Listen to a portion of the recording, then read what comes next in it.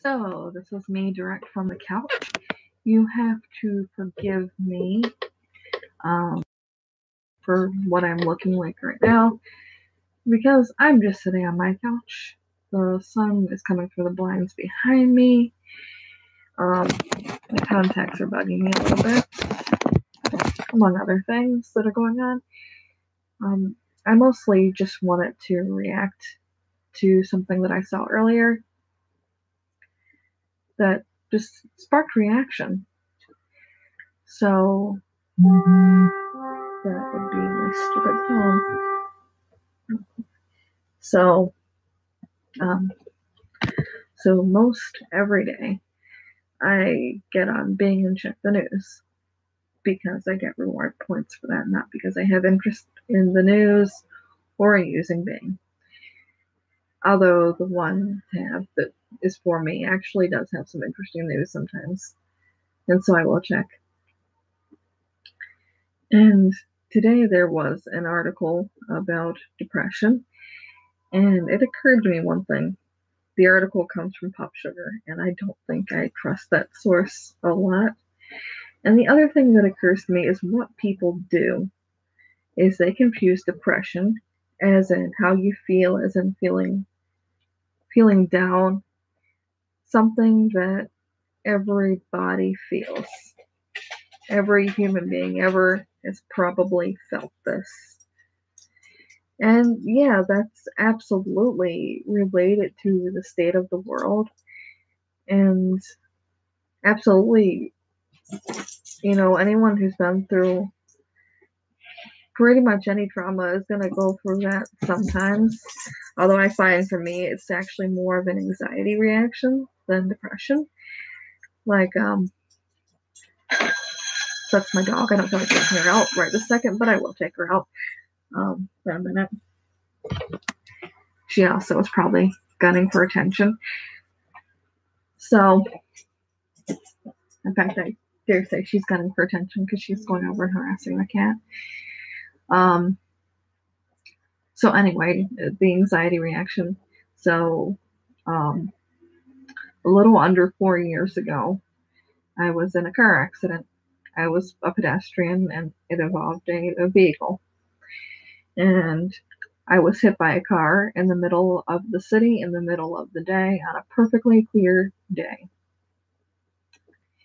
And it made me very, very anxious. It made me very, very reluctant to cross that same street for the good part of 3 months because all I could see when I was crossing that street every time was that car. When I saw it heading towards me, I thought, yeah, this is how I'm going to die. I'm going to die being hit by this car. I can't get out of the way of it. There's nothing I can do. And that's how I felt. And I realized that some people might react to that sort of thing with depression rather than anxiety. I mean, anxiety reactions are completely normal to me. I've been having them my entire life. I actually do have a diagnosis of generalized anxiety disorder as well as bipolar disorder, which I fought for years, which fits me a lot better than depression. Um, I'm reading a book currently, and it's a good book, and it's called This Close to Happy. And the woman talks about her personality, also being kind of depressive. And it's funny when I think about things like that because mine isn't. I'm, when I'm well, I'm not like that. And the other thing is that yesterday, a gentleman on Reddit said that it was caused by me being inconfident, which inconfident is not a word, number one. And number two, if anything, I tend to be overly confident. And part of that is I'm smart and I know it. And I've always known it. And that's not, me being overblown, which I can be. That is not a delusion, which I can have. That is just something that I do feel like I have the proof for, in the sense of everyone tells me that, number one, and in the sense of I've spoke with other people on a regular basis. And, it's very possible the smart is just something that is learned because I've always been into educating myself. I don't like the idea of not being educated.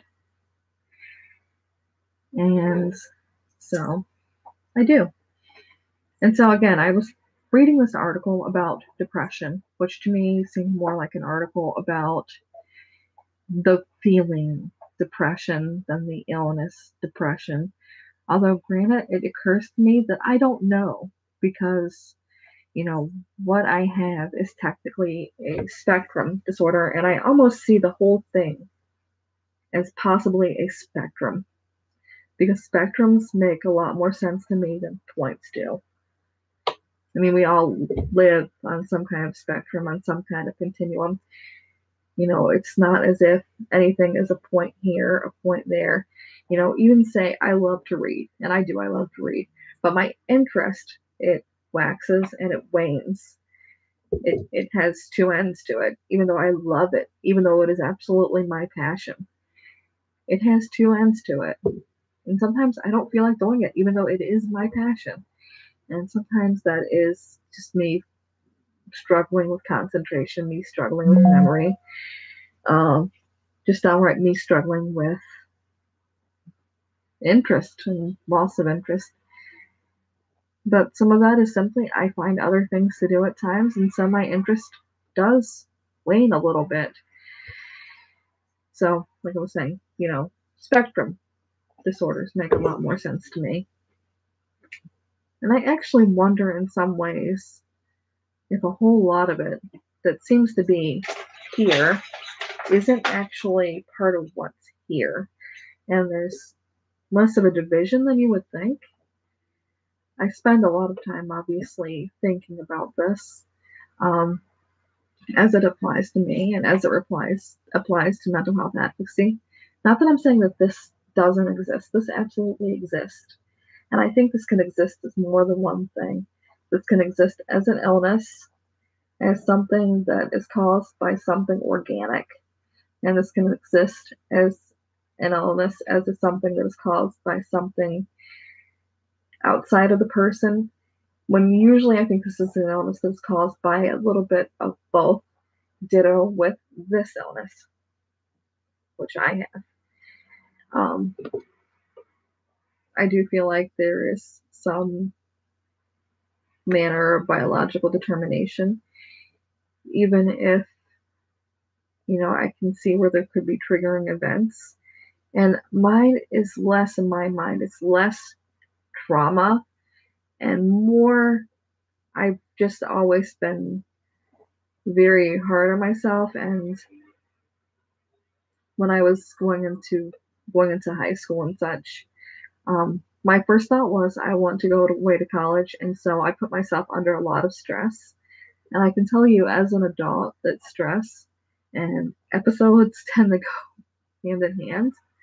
Um, if I'm stressy, there's a greater chance of things going not well for me. And I could see that stress starting fairly early on in my life and definitely hitting a high note when I was in my early teens because I wanted to go away to college. I felt like, number one, I was too smart not to. Number two, I wanted the kind of job that one has to go to college for. And number three, in which I didn't want to live where I lived. I didn't like the climate. I didn't really like the majority of the people, and they didn't like me. Because I was always an outsider. We were always outsiders. My family and myself.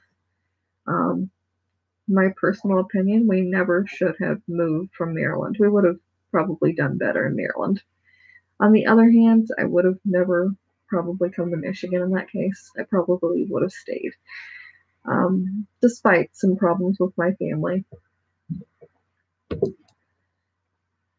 And I would have never known that the climate here was even more suitable to me. Because I didn't, and I don't. hate Maryland, though. I am perfectly willing to go back to visit. I don't want to live there, but visiting is fine. Um, it's a pretty state. It's very hilly, which is hard on the knees. Again, contacts are bothering me a little bit. Sorry, this is very stream of consciousness to me. And so I'm going to say absolutely the depression that is not biological at all. And I think this does exist. Absolutely, it's going to be the depression that this article was referred to. You know, trauma, but there has to be the reason that someone does react like that versus the anxiety reaction that I get versus not really having much of a reaction at all, which people get sometimes too. And quite frankly, there's a lot of trauma that I had an initial reaction to. I had a reaction for a couple of years too, but that doesn't bother me anymore. It's something I've already gone through in my life in therapy, and I don't feel the need to discuss it because I see a lot of what was behind what was going on. And as such, I can't really be traumatized by it at this point because I don't see it as a jab against me. I see it as, the case of um, just in a lot of ways of my parents having their own problems being severe enough that taking care of children was not something they were necessarily able to do that well. Um, and, furthermore, nominate can wait. And furthermore, um, I look at my dad, who I spent many, many moons being angry at, and then I look at myself and I see a lot of the same things. And I think about, the relationship between my mother and my father. And I think about the relationship between myself and, you know, my my partners throughout my life. And I think to myself, it's not as different as I would think, but it's in the case of myself being in the stead of my father and my partners being in the stead of my mother, even my partners that have been men. Um, Not that I'm not a nice person, but I really do attract really nice guys. And I attract guys that are just drawn to me, drawn to my personality, and my dad has that too. We both have very much the gift of gab, very much a very alluring to other people personality, even if the people who know us are kind of frustrated by the same thing. Um, I think we go for people too that are interesting to us, and people have found that. But again, we are frustrating too because we are intense. We both have this huge tendency to want to do what we want to do when we want to do it and not want anything to stand in our way. Um, Very likely, the illness that I have is something that he has too. There's a lot of evidence for that, although I don't know. He does have a formal diagnosis somewhere, but I think it may just be depression. Um, Simply because most people don't see the whole picture, especially if you're not getting help that often. Um, I spent personally, I spent about 7 years with the wrong diagnosis because I never went back to see anybody. And so, that's the case with my dad too. He never went to see anybody that often. I feel like he did once or twice, probably in relation to suicide attempts, which I saw my dad. um, unfortunately undertaking that has been somewhat traumatic, as have my own, because there's always been a fear in me, again, anxiety, a fear in me that one day that I would get a call, and as much as we struggled not being close because too much, there's still a great, great fear of getting a phone call to hear that my father is dead and that he took his own life. And, my parents are in their 60s, and I still fear that.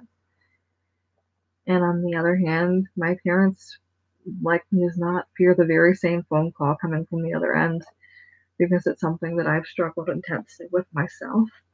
Um, and talk about trauma, that one actually does get me on the depressed end sometimes because it was my own trauma that I've caused myself.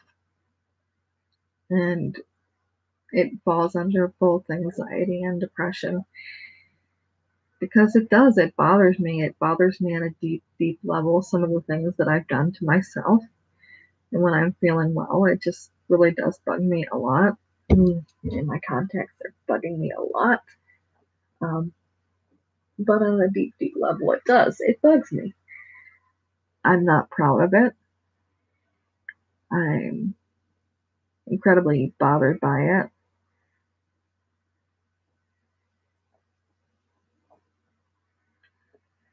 And I realize now what a mistake it was, although it was not a mistake that I was aware of making at all.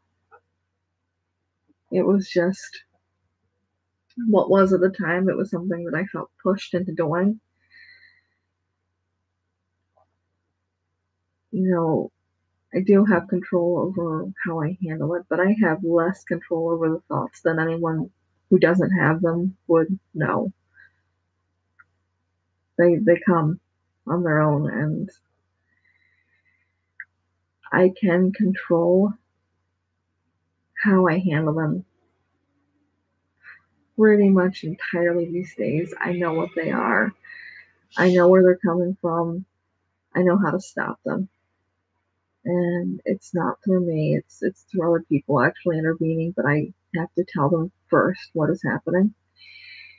Um, Not that I've struggled with them as intensely, particularly since last year. There was a little bit of time straight after me being impartial, in which it was a problem, in which I was entirely sure that I was going to end up back in the hospital because I couldn't get away from it.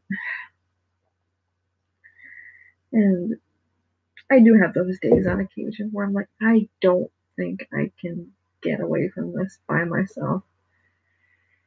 I get to the point where I'm so afraid of it. And it's really terrifying when you're in a room with someone that you're afraid of and you can't leave the room without leaving that person. I mean, you can't leave the room without taking that person with you, rather, because that person is you. Um, Probably one of the most terrifying things ever. And there goes my stomach. I probably should eat something again soon. Thankfully, my stomach is healed enough, and um, my sense of fatigue is coming out a little bit.